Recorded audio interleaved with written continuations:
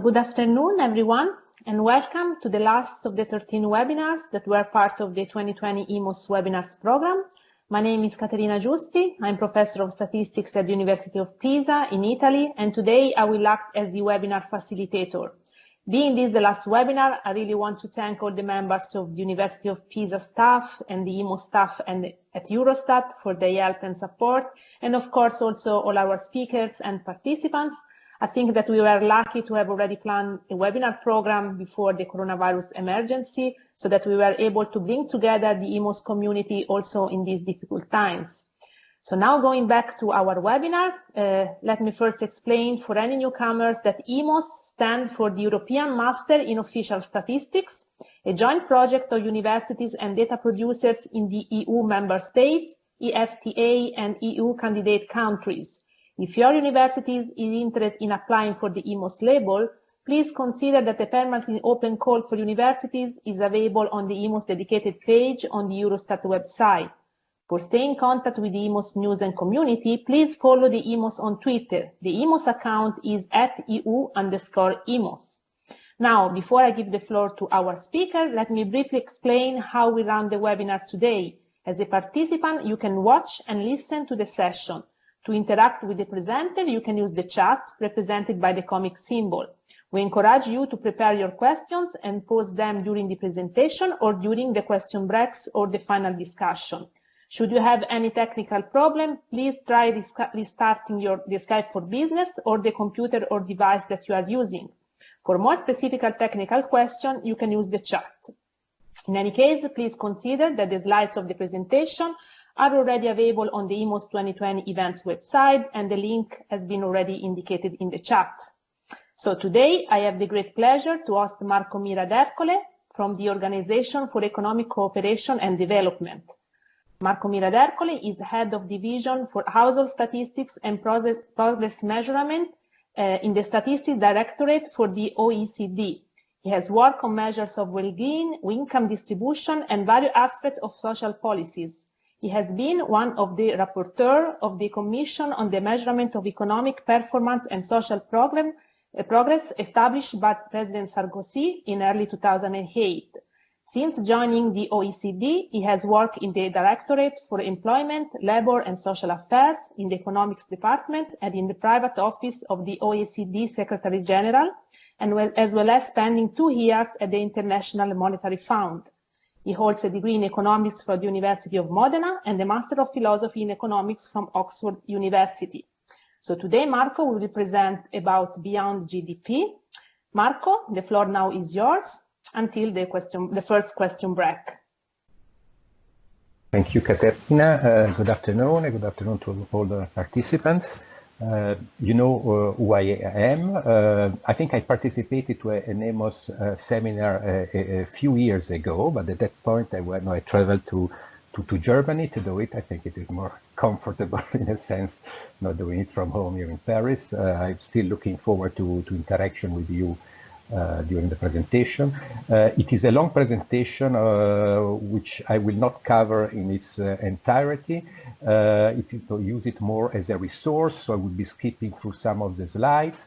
The presentation is actually divided in 3 parts. Basically, I will be starting from talking in general terms about the OECD engagement in this field. Then a part will be about outlining, if you want to know, the statistical agenda ahead in this field based on the report that was published by the successor of the Stiglitz Commission in 2017. And then I wanted to conclude by saying a few words about the problem that comes to the floor when you move from the production of indicator to their use in the policy process.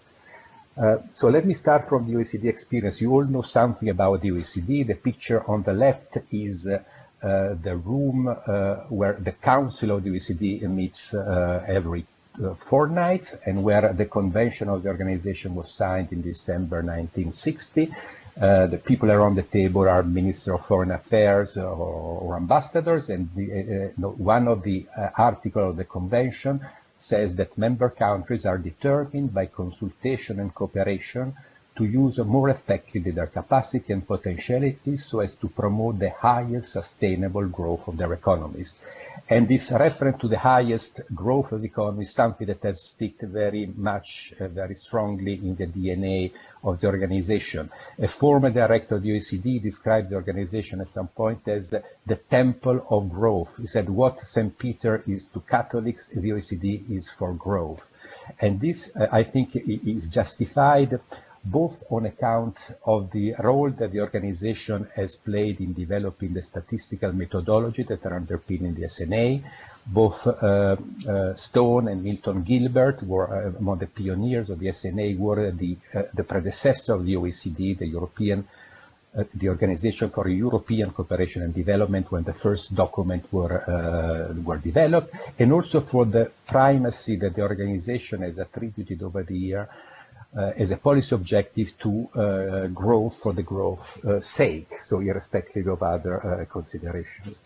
That said, I think there has always been at the OECD a reflection that is as long as the organization itself about the limits of this approach. There were in the 70s discussion, a conceptual discussion at that point about the problems of the modern society, which was a stream of documents initiated by some of the people at the OECD that ended up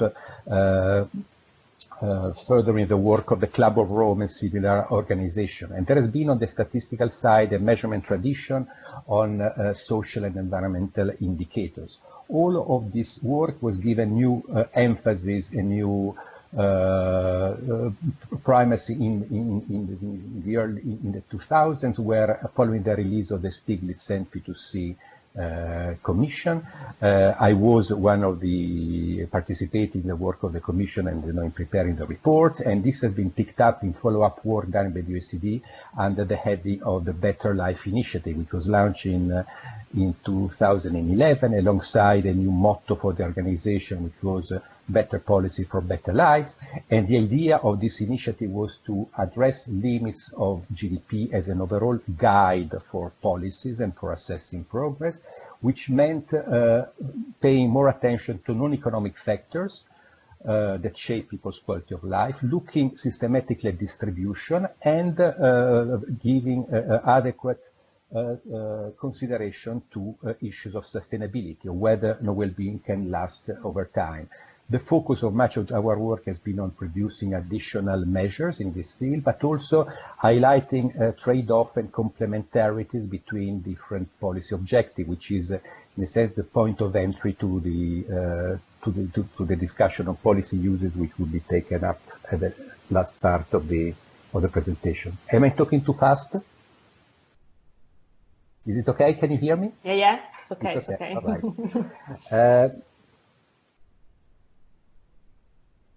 For some reason, okay, here I am. Yeah. So there are three strands in the work that we have been undertaking at the OECD. The first one is about analysis and benchmarking, which is something that we do with a series of publications which are called How is Life. We just released the 2020 edition in early March, just before the lockdown of the organization for the COVID crisis, but also for a series of methodological guidelines for measuring aspects that do not feature prominently enough in the statistical, in the work program of member countries, and through communication and public engagement through a tool which has been quite popular, which is the OECD Better Life Index.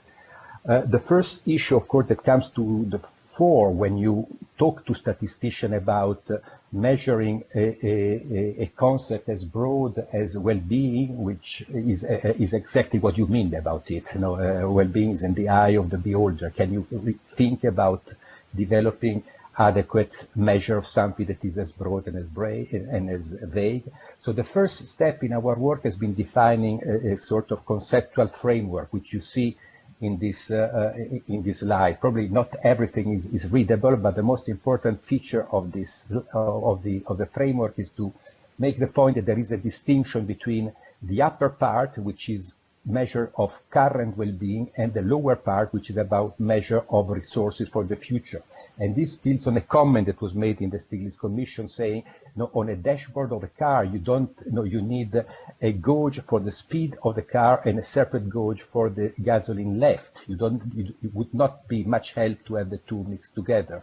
And this corresponds to that type of idea. So in the upper part, there are measures of economic well-being and quality of life. In this case, now we are stressing that we are talking about average, but also inequalities, deprivations, and the distribution of this variable across the population. And the lower part is about resources for the future, where we talk about stocks that last into the future that may be affected by actions taken today. In more qualitative terms, we always say, in terms of describing in which respect it is different from other approach, we say it is about people and not about the economic system. It is about outcomes that are intrinsically valuable to people rather than inputs and output into their production.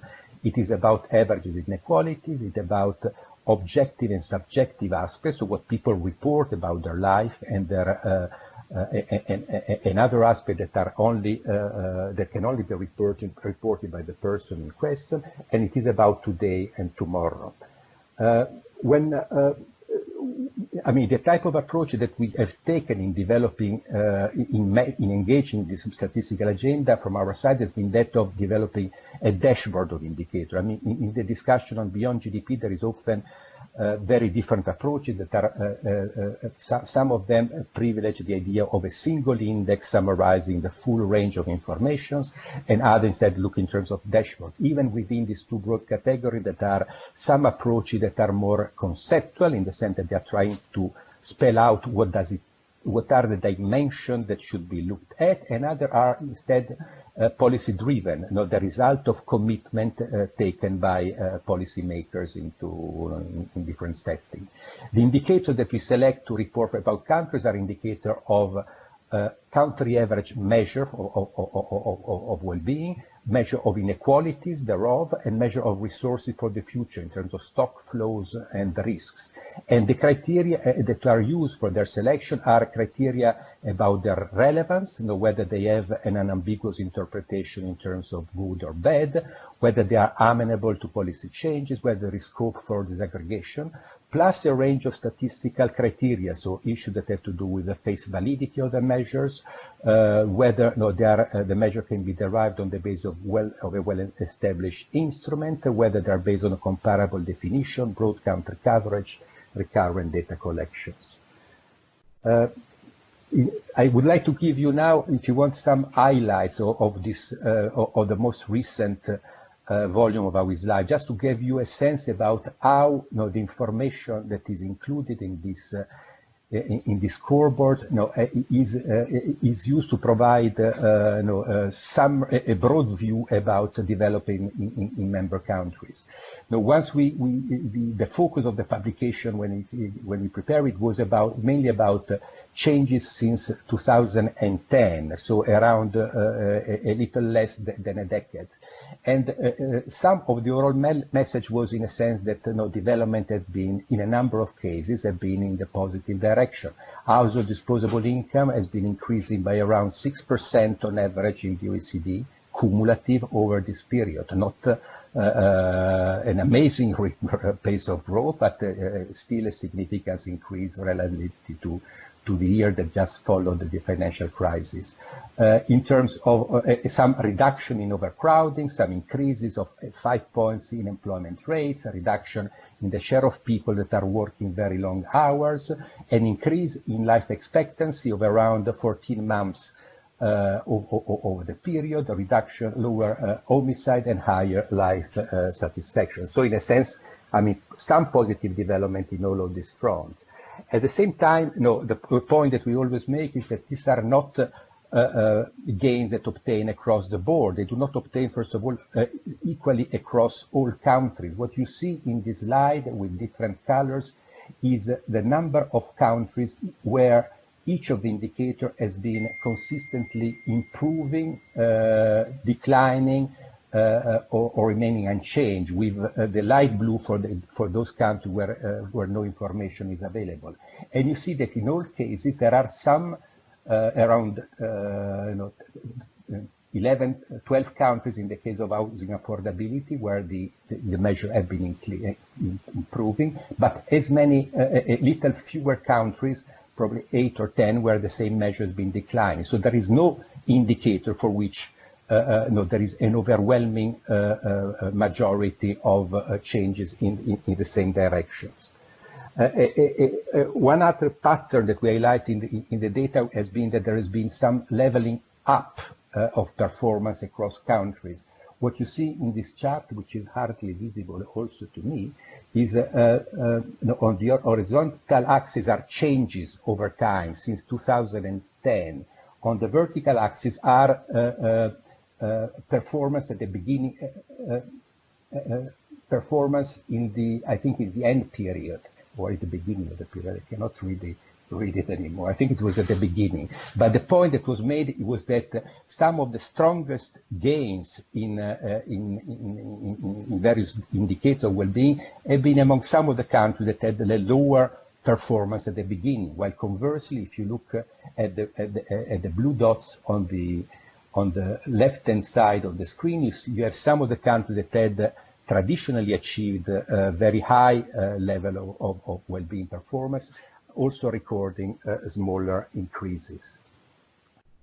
One of the area where that has been a persistent focus of interest of the OECD, and one of the point of entries for our engagement in this field has always been the documentation of trends in inequalities. And the most obvious matrix for this, and the one where we have broader range of data available, is about income inequality. What you see in this chart is the ratio between the average income of those in the top 20% of the distribution relative to the average income of those in the bottom 20% of the distribution.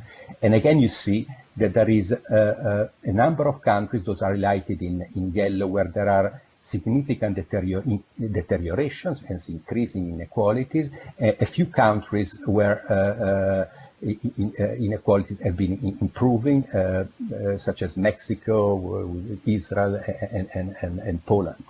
This, of course, happens on the background of a long period where inequalities have been increasing prior to the crisis. So, in a sense, I mean, these are high inequalities that extended over the period since the financial crisis. Another pattern that, in terms of inequality, that we often stress is the fact that there is no obvious and natural trade-off between maximizing average performance of individual countries and reduction of inequalities. If anything, you see in this slide that the countries that are more equal in terms of well-being inequalities are also those that are doing better on average, which simply reflect the fact that differences across countries in their performance are typically larger among the low achievers than they are among the high achievers. High achievers do relatively well in all countries, but where the big differences are among the low achievers.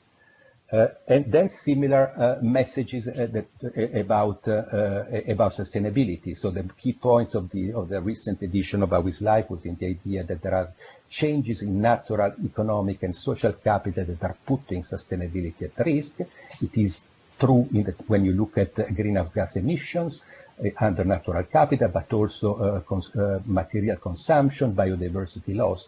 It is true when you look in terms of economic capital, if you look at the accumulation of household debt, which remains at very high level in a number of countries, and where in general there have been no great concern about the pace of recovery of economic capital in the aftermath of the crisis. It is true in social capital, where most countries have experienced significant have improved some improvement in trust in public institutions, but where the overall situation is that a large majority of the population report having very low level of trust in their national government. Only 1 in 3 people, this is one indicator of political efficacy that we use in the report, only 1 in 3 people feel that they have a say in what their government does.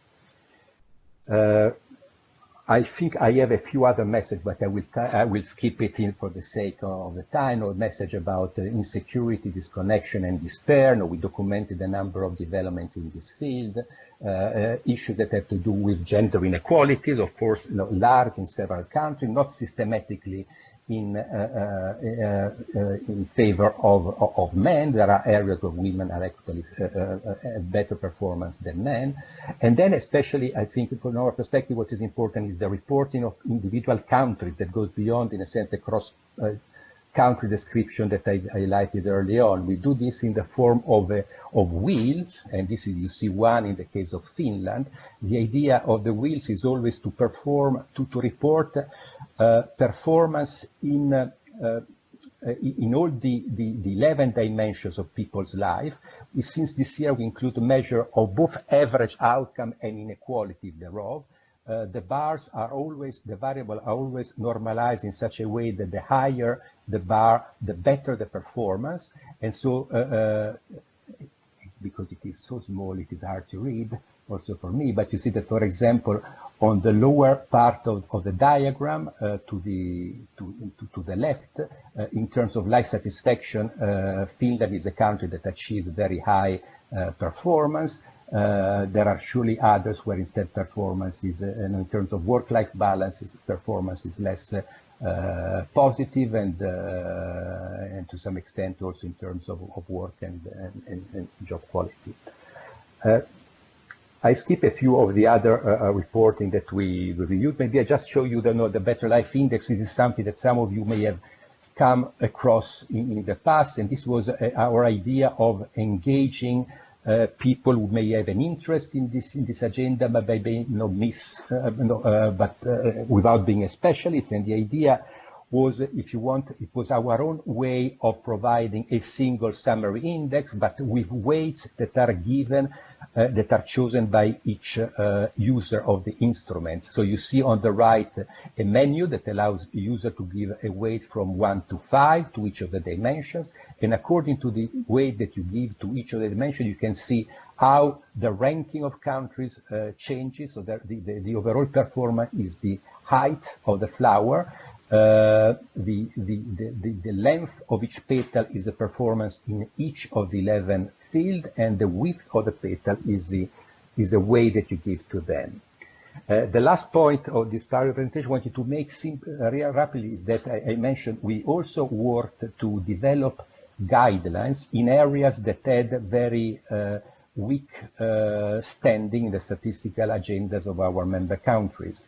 Of course, a point that as we started working in this field, and a point that Walter Rademacher, former Director General of Eurostat, was making with us was that it was important not to scare official statisticians, and to make clear that we would be able to use a significant amount of the data that already exists. But still, I mean, there are areas where instead the state of statistical development was much more reduced. I mean, even in the case, and this you see here some of the guidelines that we have developed in terms of measuring trust, in terms of measuring the quality of the working environment, which is the term that we use to summarize the non-pecuniary aspect of jobs.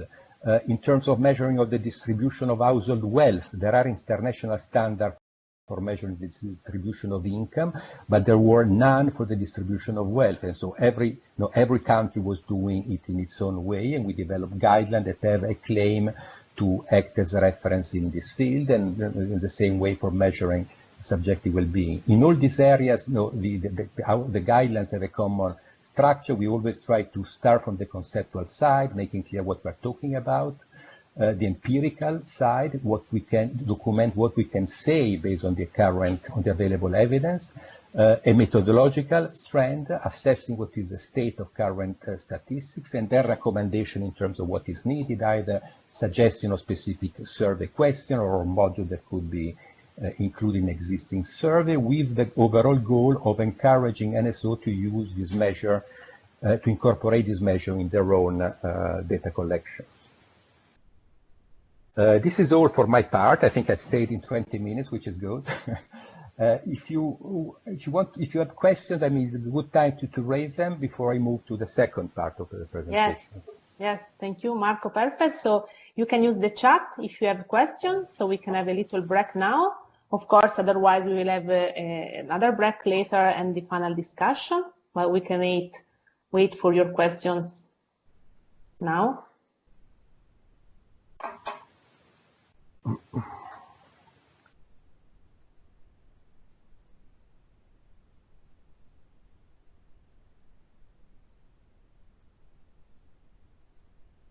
Okay, we have one. Would be useful to include the quality of institution in our attempt to measure the level of progress of countries rather than the level of GDP.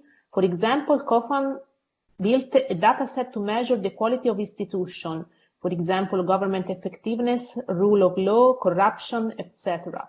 Those data could help to define a new notion of progress alternative to the economic growth. The assumption could be that the quality of institutions are a symptom of well-being. I think it's a good point, a good question. To some extent, we do it in a very partial way because it reflects the limits in the information that we have through measures of people trust in institutions, which have a claim, in a sense, to be something that can be used as a thermometer catching a number of influence in the relation of people with those who govern them. This other measure of political efficacy that I referred earlier is it is a survey measure framed in terms of do you think that someone like you have any say in the decisions that are taken by government? And I think that again talks about the possibility of being heard, the sentiment that people have of being heard about by those that take decisions. It is an area of increasing engagement by statistical offices. We will. I was part of a UN city group on governance statistics that released its report to the UN Statistical Commission last March. And which includes guidance on a number of dimensions of governance, from measuring discrimination to measuring. We have a chapter about trust. There is a chapter on responsiveness, which looks at the quality of the services, people's assessment of the quality of the services that are provided, openness in government process. So a range of areas that are relatively new in the statistical agenda, but that are starting to be picked up. Our next, we have the meeting of the Committee of Statistics and Statistical Policy at the OECD next week, and one of the items for discussion will be governance statistics. So it is an area of increasing engagement by statisticians. Okay, thank you. So no more questions for the moment, seems. So I think maybe we can, yeah, okay, we have good thanks a lot from our participants. So I think we can go on with part B. No, just now the question, maybe I have to know this, but I don't know, is measure the inequality? Okay, something that something that we stress in our conceptual framework is that we don't talk about inequality singular, but inequalities plural. Each of the outcome that has a claim to be relevant to people's life as in it its own inequalities. And so it's important to assess broadly inequalities in income, inequalities in wealth, inequalities in health condition, longevity, morbidity, and so on, inequality in working time, and you name it. When we talk about inequalities, again, something that we stress is that we are talking both about vertical inequalities, inequalities between those that have a lot and those that have less in a given dimension. So the S80, S20 measure of income inequality that I showed earlier is a measure of vertical inequality. But also important are horizontal inequality, which are group inequalities, differences in average outcome between men and women, between old and young, between people with different ethnic background in the countries. And finally, the third dimension is to look at deprivations. The measure of deprivation are typically measures of inequality that focus on the lower end of the distribution. So those that have less of a given income threshold, or those that have that die at an early age, and so on. And so the three have a claim to be part of the discussion about how you measure the inequality. Then there is a discussion about what is the best measure. And so, and here, I showed this S80, S20, because in my view, it has a claim to be easier to understand relatively to the standard Gini coefficient, which is something a measure which is routinely used by statisticians and analysts, but is also more difficult to convey to the layman people. And so the choice of the measure at the indicator is something different in a sense from the choice of the conceptual aspect of inequalities, how to think about inequalities, inequality in what, inequality among whom, and so on. Okay, thank you. Thank you. So I think now we can go on with part B. Thank you. Okay, and you will see, in fact, some of this question will come up in the second part of the presentation. As I said, what I wanted to refer is the work of this group, which was hosted by the OECD, and which was called High-Level Expert Group on the Measurement of Economic Performance and Social Progress, something that was established between 2013 and 2017, which worked through a series of meetings, some workshop with external participants, but mainly in discussion among a small group of members, discussion that have led then to the publication of these two reports, which were released in November 2017. They've recently been published by a big publishing company in the United States, and so they're likely to hit a bigger market. The first was this book, Beyond GDP, which was a personal take by the chair of the commissions, and the second was instead this other book, For Good Measure, which was a selection of chapters authored by some of the members of the commission. And these are the members of the commission was chaired by Joe Stiglitz, Jean-Paul Fitoussi, which were already the chair of the commission established by President Sarkozy, and by Martine Duran, who was until recently the OECD chief statistician. And then the members that you see listed, some of them were already members of the Sarkozy Commission: François Bourguignon, Angus Deaton, Enrico Giovannini. I'm going through the list to see other old-timer, and then a number of new ones, such as Yann Algan from Sciences Po, Jacob Acker from Yale, Arthur Stone from Southern California, and it was one of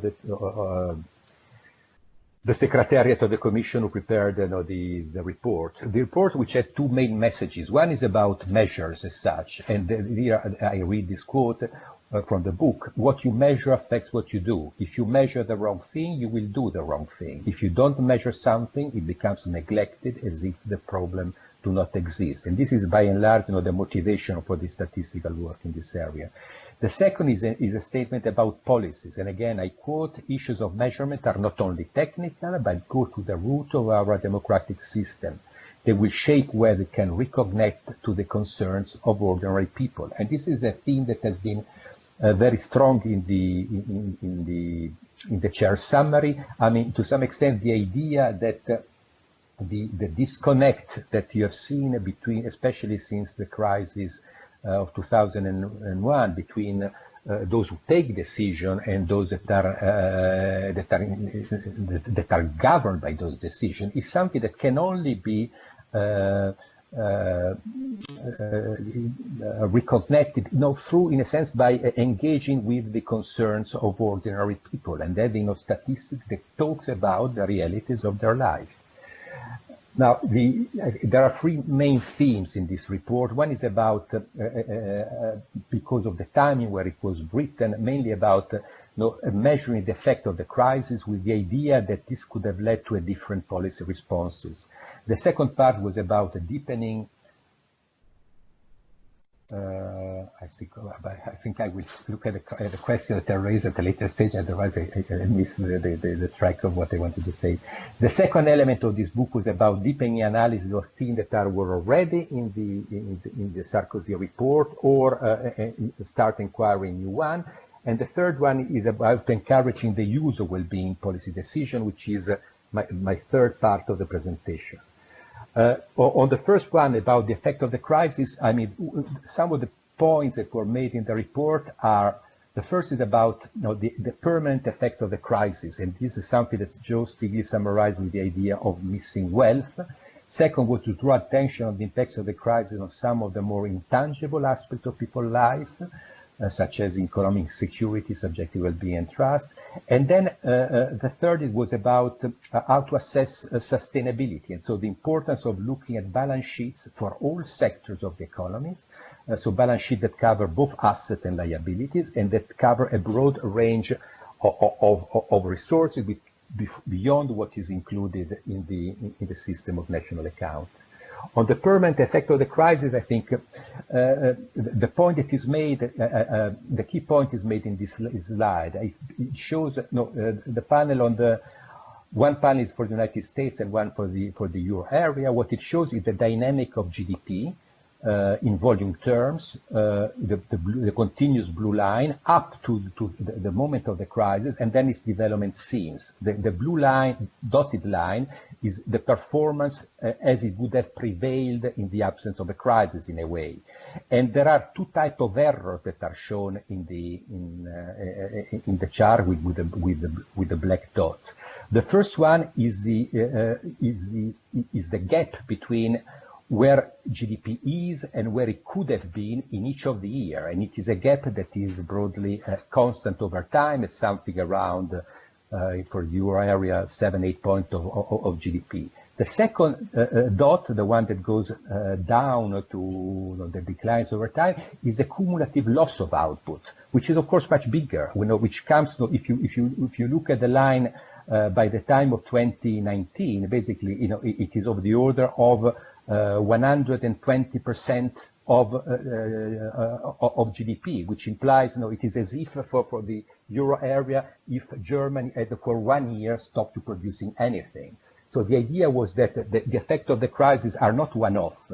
They are permanent and they're there to stay. And to some extent, they are permanent because crises impact on those resources that are important for development to last. They are the impact on economic capital when you're looking at GDP, because investment that should have taken place is not done, because training of workers that should have taken place is not effective, because there is no replacement of the obsolescence of machines. But it is in the same way true when you look at broader aspect of well-being, and where many of the capital resources that matter are affected by big crises, such as the one that we witnessed at that time and we are going through now. The second point that I wanted to make maybe was about this point about sustainability. Now we know that among macroeconomists, the way in which sustainability is typically assessed is by looking at the gross liabilities of the government sector.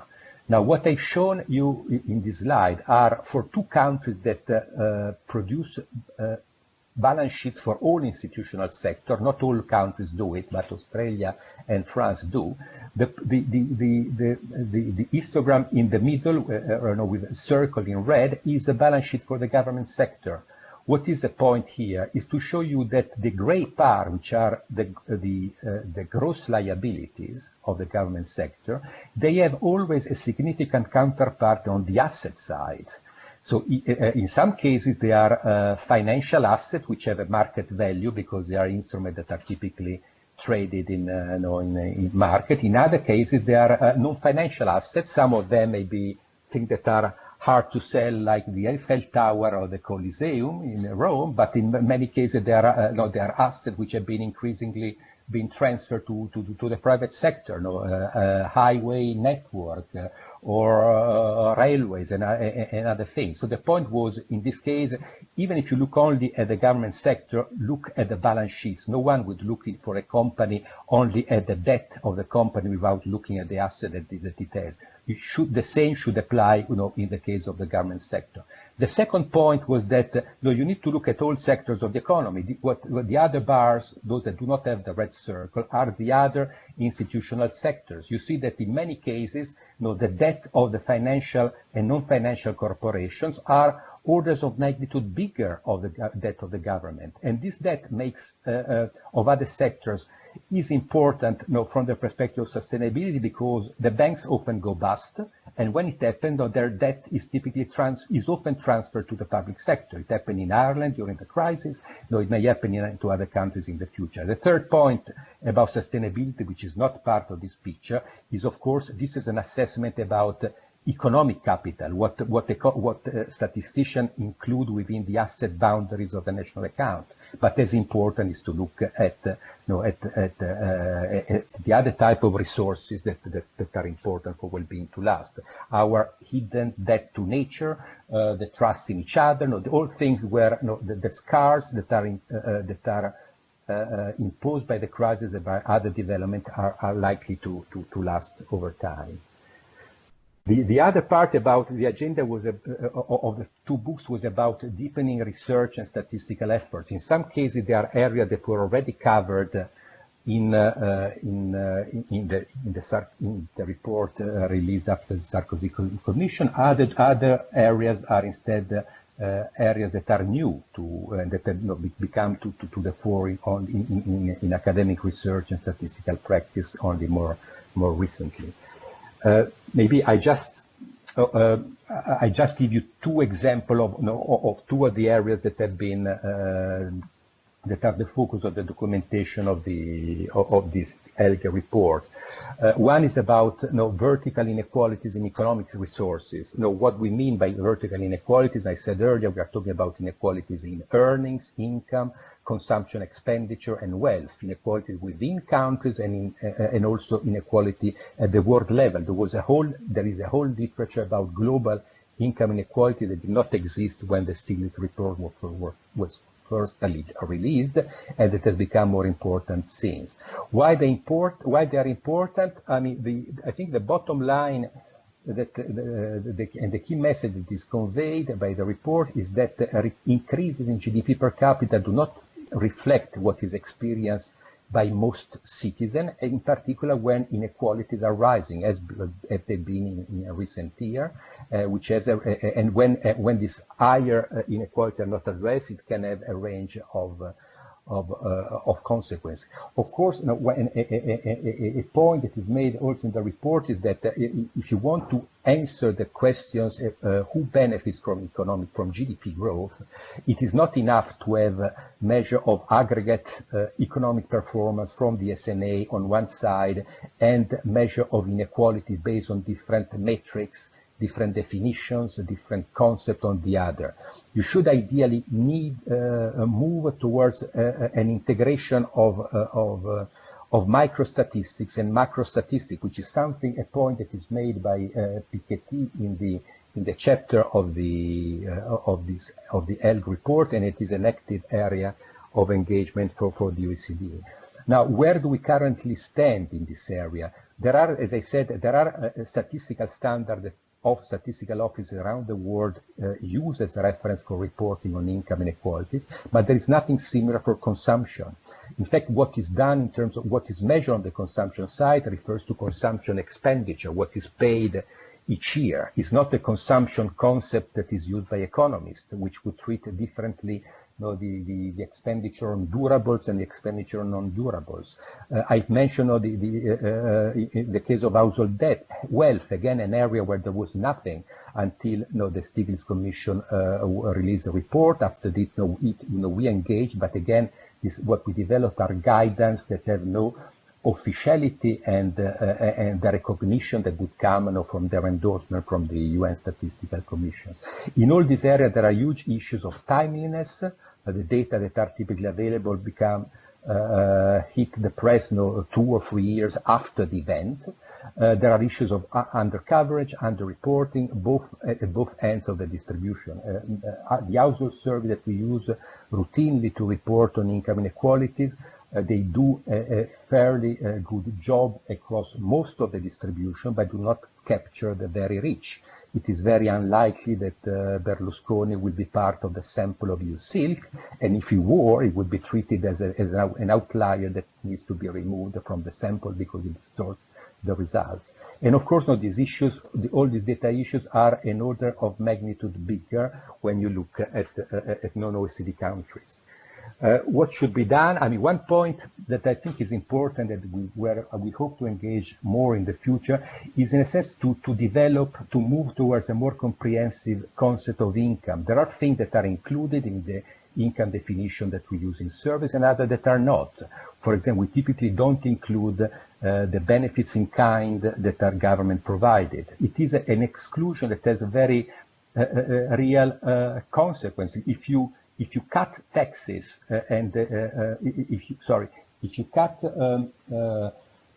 healthcare expenditure and reduce taxes at the same time, what the survey will capture is a reduction in taxes, which is an increase in people's disposable income, but not the reduction in the services that are made available to them at free or subsidized prices, and that people will have them to purchase on the market. So the idea was that we need to move beyond the conventional income definition that are used in survey and start developing as experimental statistics a number of metrics based that refer to a broader concept. Another area that I think is important is the one of systematically assessing the scope for underreporting and undercoverage of the rich, which implies in many countries very tangible things like the possibility for NSOs to use the anonymized tax records that people use when they fill taxes, and to use this information when they're preparing their service. It is a practice that is common in some countries, but in others there are often legislative barriers to the possibility of doing so. In the case of wealth inequality, there is an issue about mobilizing the broad range of sources that are relevant in this field, which are not only survey and censuses, but in some cases administrative data on people's wealth at death, annual wealth taxes when they exist, or a large list produced by the press about the very rich, and then addressing the many inconsistencies in the international data set that are used by researchers. Partly related to this growing concern on the global distribution of income, there are dozens of databases that claim to provide data on income inequality in various countries. In many cases, this data is simply made up by the researchers, and they give rise to large inconsistency in both levels and the reporting of changes, especially for developing countries. The general philosophy that I would say guide the whole recommendation of the Commission in this field is that different sources have different type of errors. An analogy that the late Tony Atkinson used the last time he came to the OECD, he said, the statistician who wants to analyze income inequality, he finds himself in the same situation as someone who wants to guess what is happening inside a house just by looking by the hole on the keyhole on the door, or a small window in this room, and another, what happens in the garden. It will never be inside the house. So what the general idea is that the best that the statistician can do is to cross different sources that taken together will give a better understanding of reality. Another, here I skip because I have many other slides that will be, for those interested, will be able to look at. I wanted just to mention one of the areas that were new, addressed by the HLEG report that were not there when the Stiglitz Commission was first meeting, and this is linked to the concept of economic insecurity or economic vulnerability. Now, a lot of the work in this area has been done by Jacob Acker, who is a political scientist at Yale and was one of the members, and who put together the chapter in the background volume of the health documentation. He defines vulnerability as vulnerability to economic losses. And an important point here was that we understand economic as a descriptor of the consequences of something happening to you. The immediate cause may be sickness, unemployment, a pandemic like the one that we have today. All of these have a claim to translate into economic losses for people. Why they matter? Because when you think about it, many of the reforms that have been implemented in the recent years, especially in the case of social security pensions, have implied a shifting risk from firms and government toward households. Shifting that may, for which there may have been good and valid reason, but which carried with them that there had been a transfer of vulnerability to those in society that are less capable to deal with it. And the fact that no metrics were available in this field make this cost of the reform hidden. Where do we stand in terms of current measure? Well, basically, there is no measure either objective or self-reported that is widely used and accepted. At the same time, the ELG report makes the case that some measures exist that are consistent with available theory and evidence, and that could be easily produced with existing data, and could be used in policy.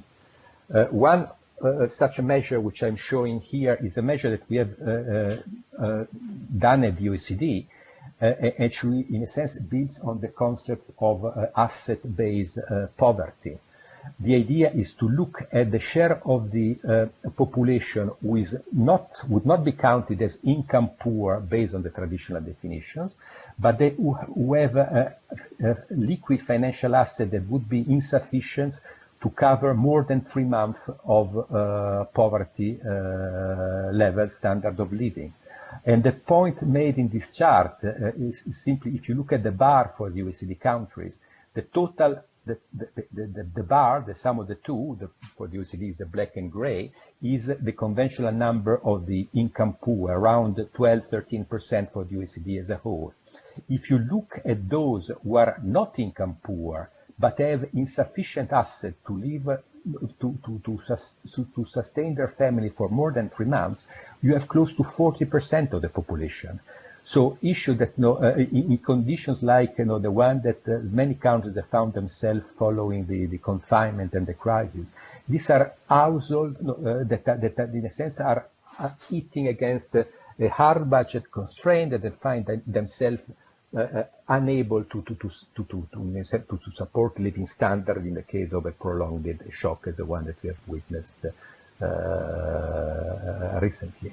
So what should be done? Well, here the report recommends to statistical offices and to researchers doing more multidisciplinary research on the concept, what is a risk, what is a buffer, and the measure from the perspective of identifying causality and confounders, improving the evidence base. In many cases, it depends, it requires developing more reliable and comparable panel data, so data that follows the same individual over time. The preferred measure that Jacob Acker put forward in the chapter of the ELG report about economic insecurity is the share of individuals that experience a large income drop from 1 year to the next, and these shares are far from negligible. A very large population every year incur income losses of the order of 25–30% because they change job, because they may have they may be sick or hidden by a form of disability and other risk of the type. So developing administrative data on the use of benefits, including self-reported question on insecurity in existing household survey. Share of people who think they are at risk of losing their jobs in the near terms, or share of people who think that they will not have that their employer will not be able to provide health insurance in case of a prolonged sick absence and so on. And the idea was to identify a small number of these core metrics and for different risks rather than aggregating them into a single summary measure of overall insecurity. I think I've talked for another 20 minutes. more or less. There are many other areas that are, both in terms of the areas of previous engagement of the Stiglitz commissions, sustainability, subjective well-being, and new areas, inequality of opportunities, all concepts that are very common in the policy lexicon, but still miss, in a sense, statistical foundations, and for where the existing metrics fall short of what is needed. I stop.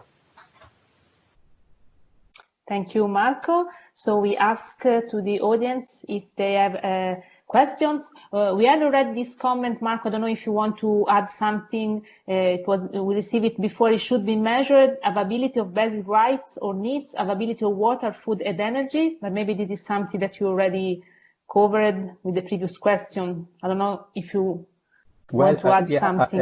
So one chapter of this Praia Group Handbook on Governance Statistics is about measuring human rights. The chapter is led by the UN Human Rights Commissioner Office. There are practices in this field. The rights are difficult to measure because they are typically black or white. You have it or you don't have it. So they are not always very easy to operationalize, but some of it is not about right, but they say about basic needs, and some of those measures are incorporated in the OECD own dashboard. For example, there are measures about the share of household living in dwelling that lack connection to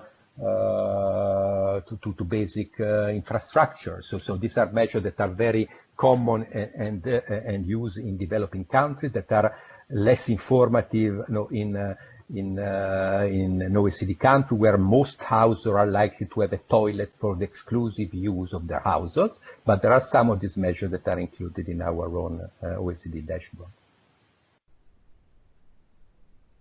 Okay, thank you. Another question now. The notion of comprehensive income raises many issues concerning taxation. Were you meaning to use this concept of income only for investigation purposes? Well, the issues on tax, the issue on taxation that are brought to the fore by a more comprehensive notion of income are mainly linked on consumption taxes, which is one of the, in a sense, one of the big omissions from the existing statistics. And in fact, so the chapter that is made, that was prepared by Nora Lustig for the ELG report, makes the case that consumption taxes should be more systematically integrated into the reporting of income inequalities. They are known or suspected to be among the regressive taxes in OECD countries, yet because of the income definition that we use, a government that were to reduce income taxes and increase consumption taxes at the same time, would be shown up as improving people's household income, while in practice, the issue is very much debatable. People are paying more for goods that they are consuming. How to do it is much more, I think so. In a sense, I mean, from the conceptual point of view, few would argue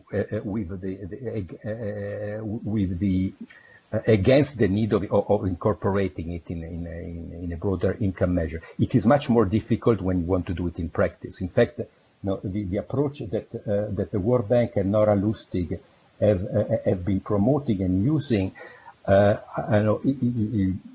it is one where we would have a lot of issues to raise if it was implemented more generally. But let's say it is an area it is an issue that where statisticians should not be afraid to get engaged. As I said, the conceptual argument for including consumption taxes is relatively straightforward. So it is one area where the statistical practice is not keeping up. Okay, thank you. So we didn't receive any other questions. So I don't know, Marco, yes, thank you from our participant. I don't know if you would like we have, I think, an additional maybe 5 minutes. I don't know if you would like to just introduce part 3 and maybe we leave this to the participants. So to say, no, the general idea was in a sense, our first engagement in this field has been, we are in the statistics director of the OECD, so it was about a focus on developing metrics. But in a sense, the ambition since the beginning has been to go beyond simply having indicators for the sake of having more indicators. The idea was that they could say something about how government go about assessing the effect of different policies. And the challenge, in a sense, is the one to go beyond the silos that typically prevailed in policies, where you have one policy, macroeconomic policy, which has as an objective the highest possible GDP growth. And then on the other side, you have other policy intervention that work in parallel with another policy objective, and each one does it on each side, and often what is done on one side is undone by what is done by the minister sitting next to you at the table, with little awareness of all these links and interaction that exist between different policies. So the idea was to go beyond parallel assessment to one where each policy intervention could be assessed from in terms of a range of impact on GDP, of course, but also on a range of other beyond GDP indicators, and on condition for sustainability in the future. It is something that we recently came across. We recently hosted a conference at the OECD, and one of the speakers, which was reporting about the practice in using these well-being metrics, especially in the nations in the United Kingdom that have gone through a process of devolution, and she was making the point that these well-being measures are in a sense have been used to inform a different approach to public delivery. If you think about the traditional welfare state, and the focus was very much about people's material conditions, measure was typically looking at spending, the measurement was one of the type command and control, and intervention was a combination of universal and targeted measures.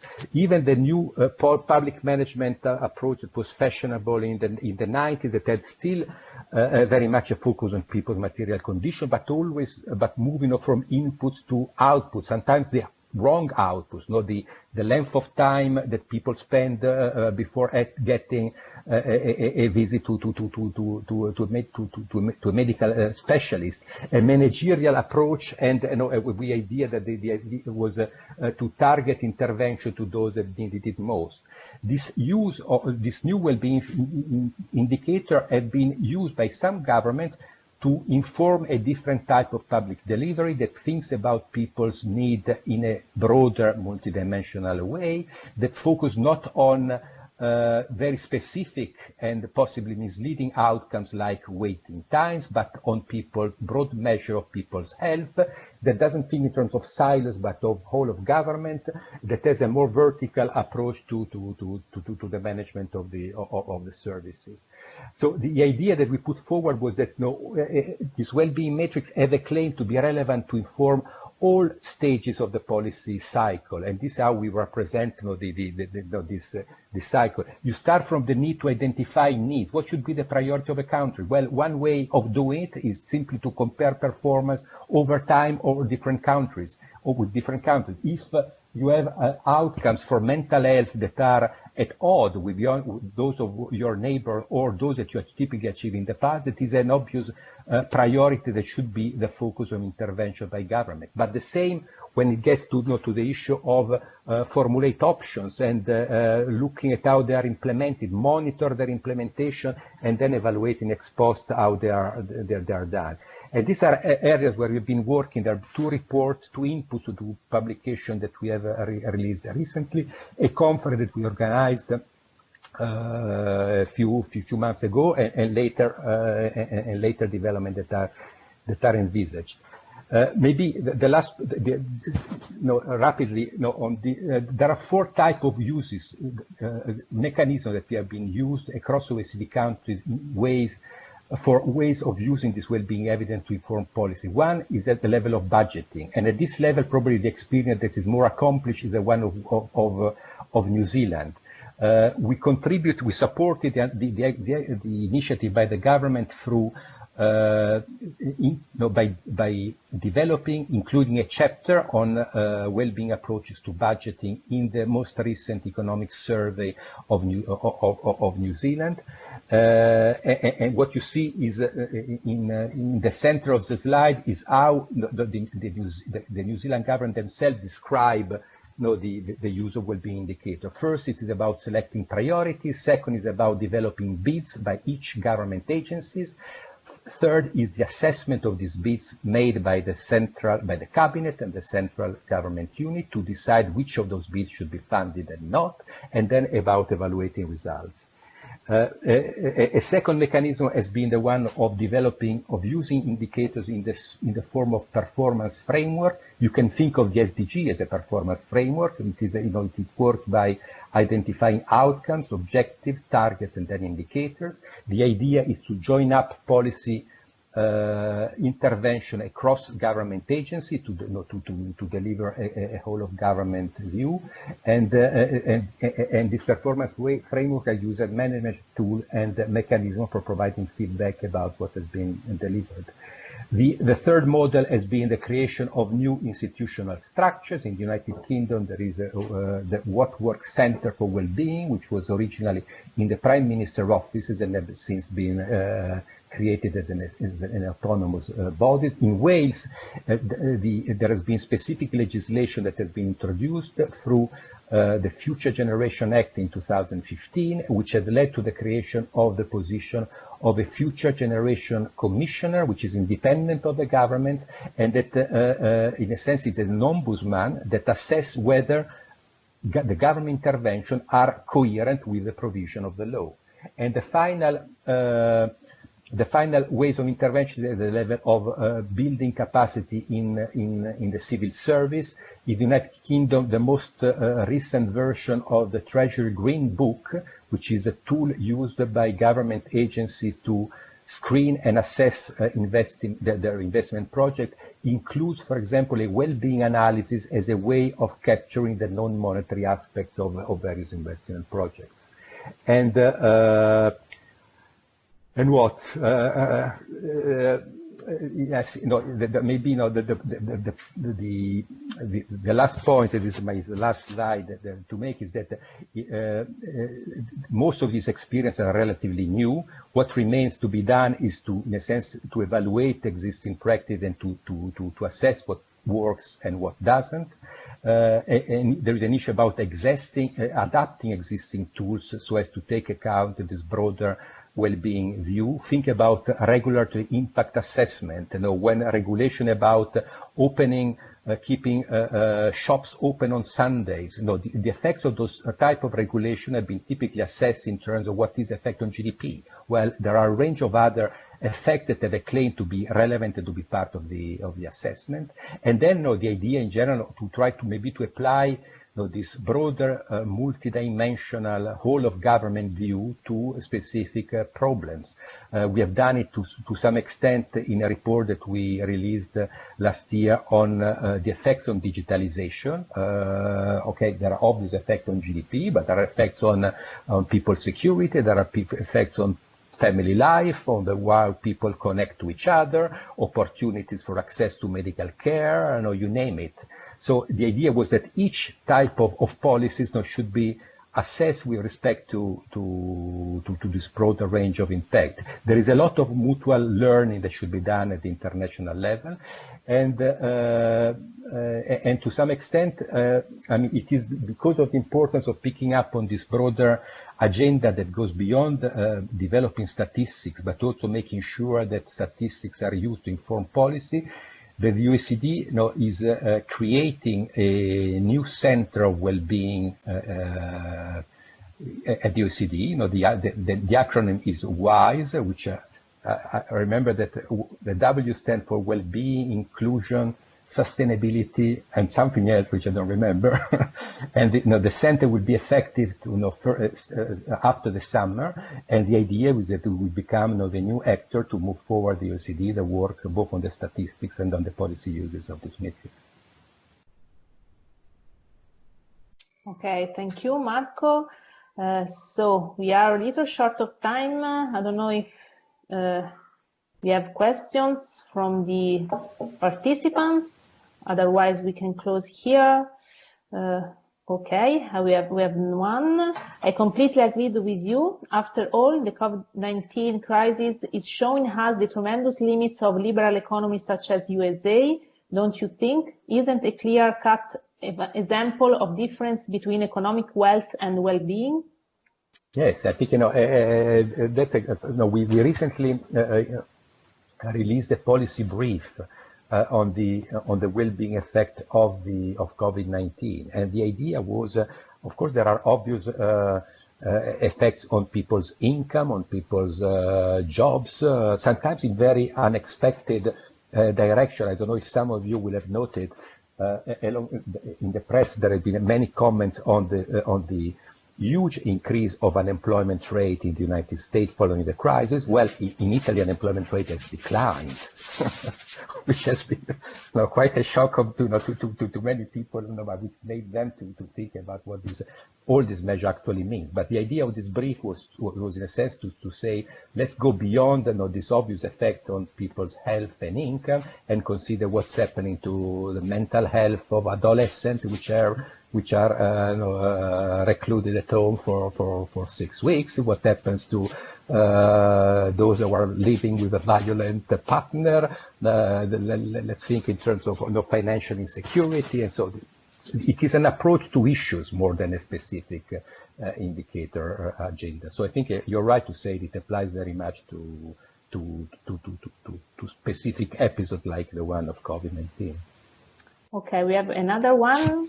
I think the last question, what are three of the most, I guess, descriptive indicators of well-being? Well, if you look at the country wheels that I showed you earlier, there are at least 25 indicators that we use. So I would have a hard time to pick up only 3. But for example, on the economic side, I think there are strong arguments for having a measure of household disposable income rather than a measure of GDP. Household disposable income is important because it does not always evolve in the same way, in the same direction, or even surely with the same intensity of GDP per capita. In fact, one of the since the first Sarkozy Commission, one of the initiatives that the OECD has taken is to report every quarter on household disposable income based on a broad definition that includes the in-kind services provided by governments. But at the same in the same ways, even traditional indicators of longevity and life expectancy at birth have a claim to be very relevant for this agenda. Even before the crisis, something that struck me when I looked at the number was that life expectancy at birth had been declining for 3 consecutive years in the United States. I don't think it has ever happened before in outside war times, and it has been a decline common and shared by most OECD countries. So the OECD average life expectancy has declined over time. So there are many of these, even of traditional indicators, that I think it would have a claim to feature among the 3. Of course, then the tighter the constraint that you put in terms of numbers, the less rich is the discussion, the more likely you are to fall back to some of the default indicator. But as I said, indicator of political efficacy, indicator of trust, indicator of subjective well-being, they have, in my view, a claim to be relevant and monitored in real-time situation. Yeah, thank you. Yeah, we have also GDP for capita disposable income life expectancy. So we have suggestions also on the chat. Okay, so thank you. And as Monica in the chat, I would like to really thank you, Marco, for this very interesting and comprehensive presentation. Many thanks also to our participants who join us from many different places. As you know, you can already download the presentation from the IMOS 2020 events website, where the link to the recording of the webinar will also be made available as soon as possible. And I remember you that the recordings of the past webinars are already available on the YouTube channel European Master in Official Statistics IMOS. In the meantime, I kindly ask you to check the inbox of the email account you used for registering to the webinar, as you have already received the link to a short survey about today's webinar for the organization. So we really appreciate your feedback to further improve our webinars. So I know that Ellie from Eurostat would like to join us for the last farewell or the webinar program. Yes, can you hear me? I don't know about the video. Okay, so this is Heli speaking from Eurostat, and I just wanted to take this last word, or almost last word, from Eurostat to thank colleagues in Pisa, Caterina, Francesco, Gaia, Monica, many others, Antonella, and all that I know there is a big team behind making this thing run. Also for the thank you very much for Marco for today's interesting closing session of these webinars. It has been indeed a pleasure to work with you, and it's been another EMOS webinar session that has been a very well organized and with nice participants, good interactive way. Things are improving by every time. So I think that I can only thank you very warmly from the whole, on behalf of the whole team here in Eurostat, for all this work and all these wonderful webinars that you have organized. Thank you. Thank you, Ellie, also from our side for your support. Well, of course, thank you to Marco and to all other speakers and to the participants. And we hope to have other occasions to stay together. Okay, I suggest to all our participants to stay in touch with the IMOS news and community on Twitter at EU_IMOS. Okay, so thank you again, Marco. Thank you, everyone. Bye-bye. Have a nice evening. Bye-bye. Bye-bye.